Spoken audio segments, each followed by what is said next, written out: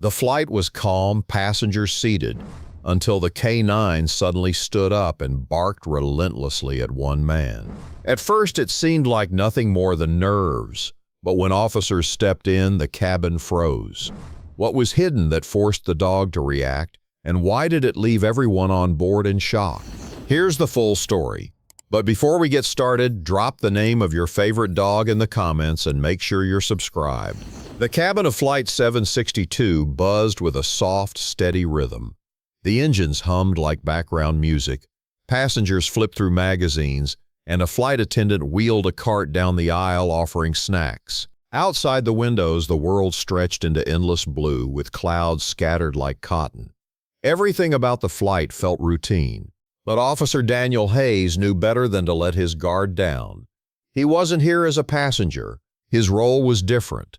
Seated in row 14, his uniform blended into civilian clothing, but the police badge tucked away in his pocket, and the trained K-9 at his feet were reminders of his true duty. Max, the department's prized German Shepherd, sat alert even when appearing calm. His black and tan coat gleamed under the dim cabin lights, his chest rising and falling steadily. Passengers had taken a few curious glances at him during boarding, but now most ignored the harness that clearly marked him as a police K-9. For Hayes, it was supposed to be an uneventful escort assignment. They were transporting confidential evidence back to headquarters after a long week. Nothing in the manifest hinted at trouble, and certainly no one expected mid-air drama.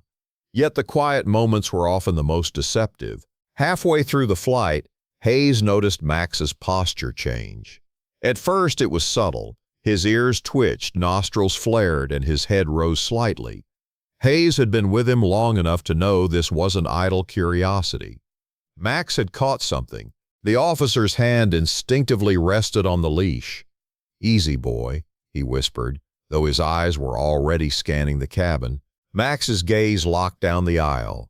His muscles tensed, a low growl rumbling from deep in his throat. It was controlled, purposeful, and it immediately made Hayes sit straighter. The growl swelled into a sharp bark. The sudden sound ricocheted off the cabin walls. A baby cried. Passengers flinched, and heads turned. "Sir, is there a problem?" A flight attendant hurried toward Hayes, her voice a strained whisper as though not to alarm the entire cabin. Hayes shook his head slightly. "Not sure yet, but Max doesn't bark without reason." The K-9 barked again, louder this time, pulling at the leash, body rigid like a drawn bowstring. His focus wasn't random. He had zeroed in on a man sitting 3 rows ahead across the aisle. The passenger looked to be in his 40s, medium build, wearing a dark jacket zipped all the way to his collar. Sweat glistened faintly on his temple, even though the cabin was comfortably cool.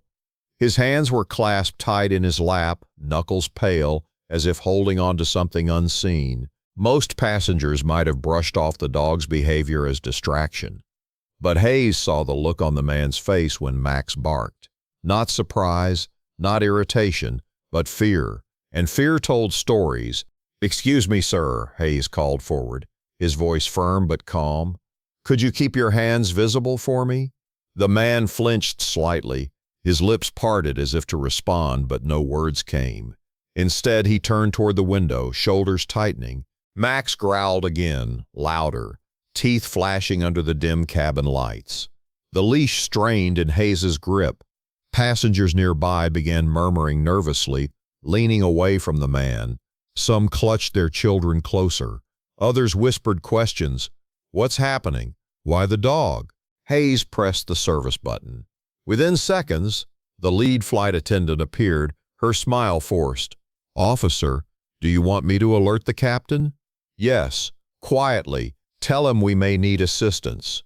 She nodded quickly, vanishing down the aisle. The man in the jacket finally spoke, his voice strained. "This is a mistake. The dog's just confused." But Hayes knew Max wasn't confused. Years of service had proven his instincts unfailing. The dog had picked up a scent, a specific one, and his response was growing sharper by the second. The problem was, Hayes didn't yet know what Max had detected. Was it explosives, narcotics, Something hidden under the jacket? Every passenger was watching now, the quiet flight transformed into a tense, silent standoff. "Sir," Hayes said evenly, "I need you to keep your hands on the armrest where I can see them." The man hesitated, then slowly placed his hands outward, but his right one lingered a little too close to his jacket pocket. A flicker of motion there made Hayes's gut tighten. Passengers in the nearby rows recoiled. One woman pulled her child onto her lap. A man across the aisle raised both hands, palms out as if distancing himself. The nervous energy rippled through the rows. Hayes' mind raced through protocol. At 30,000 feet, options were limited. Restraining a potentially armed suspect in a pressurized cabin required precision. But Max's behavior suggested urgency. Whatever the man carried wasn't something to ignore. The captain's voice suddenly came over the intercom, calm but deliberate. "Ladies and gentlemen, we're handling a security situation. Please remain seated and follow crew instructions." The cabin fell into an uneasy hush. The man in the jacket shifted again, lips trembling as though he wanted to explain, but no explanation came. His jaw clenched. His gaze darted toward the overhead compartments, then back to his lap. Max lunged slightly forward, barking with ferocity that sent shock waves down the aisle. The sound was so sharp it silenced even the whispers. His entire body screamed one thing: danger.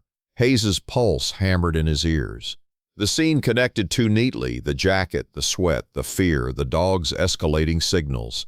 He didn't know the full picture yet, but one thing was certain.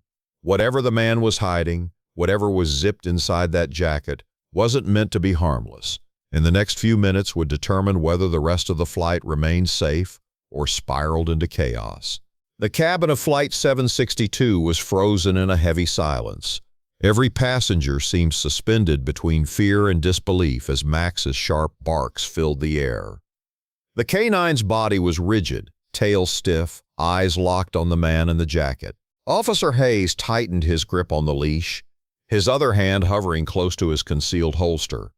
He couldn't risk panic, but neither could he ignore the warning signs his partner was giving. The man finally spoke again, his voice strained. "I told you it's a mistake." Hayes stepped into the aisle, lowering his tone but keeping it firm.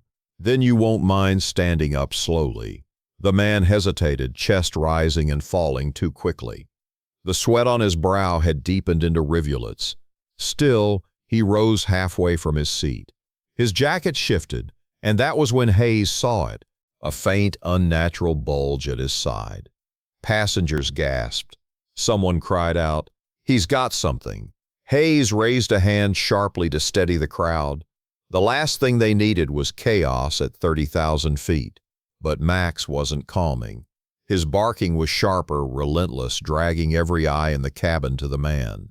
Hayes's instincts screamed that he had to move fast. "Sir, step into the aisle, now." The man's eyes darted left and right as if calculating escape routes, but there were none. Every exit was sealed until landing.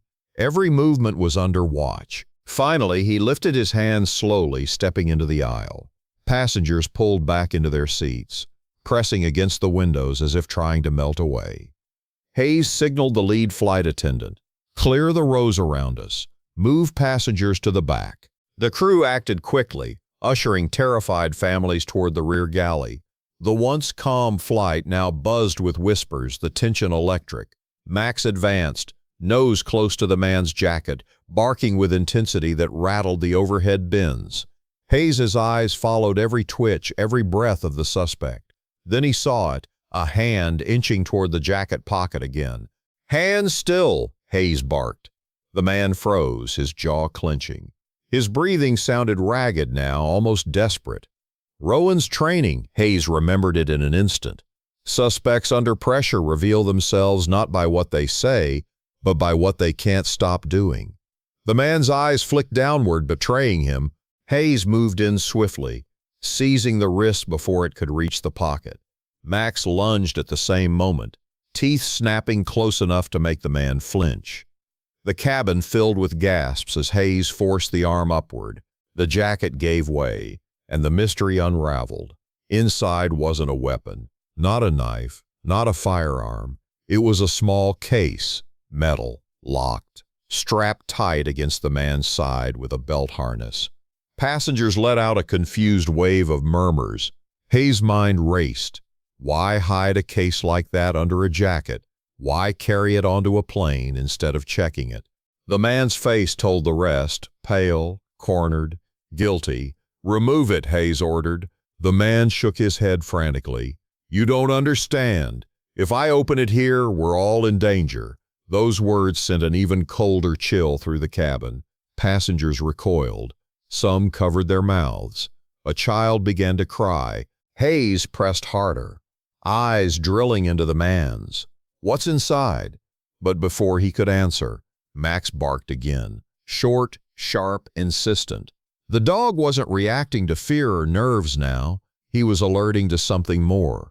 Hayes signaled the crew, "We need the captain. Secure a containment area." The captain's voice soon returned on the intercom, instructing passengers to remain calm as the aircraft diverted to the nearest airport. They were still over 2 hours from their destination, but safety dictated immediate action. The man sagged against the seat, eyes shut as if he had lost a fight with himself. When he opened them again, they glistened with something between fear and regret. "It's not what you think," he whispered hoarsely. "I'm not here to hurt anyone." "Then why hide it?" Hayes demanded. The man swallowed hard. "Because if the wrong people know what I'm carrying, they'll kill me before I land." Hayes blinked. His suspicions shifted. This wasn't the defiance of a criminal. It was the desperation of someone caught in something larger. Still, protocol demanded the case be secured. With help from the crew, Hayes carefully unstrapped it, keeping Max close.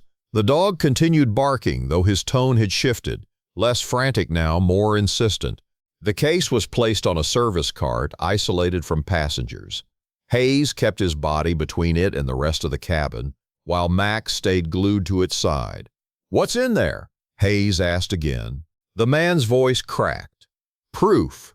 Files. Samples. Evidence of something you can't imagine. I was trying to get it out before they caught me."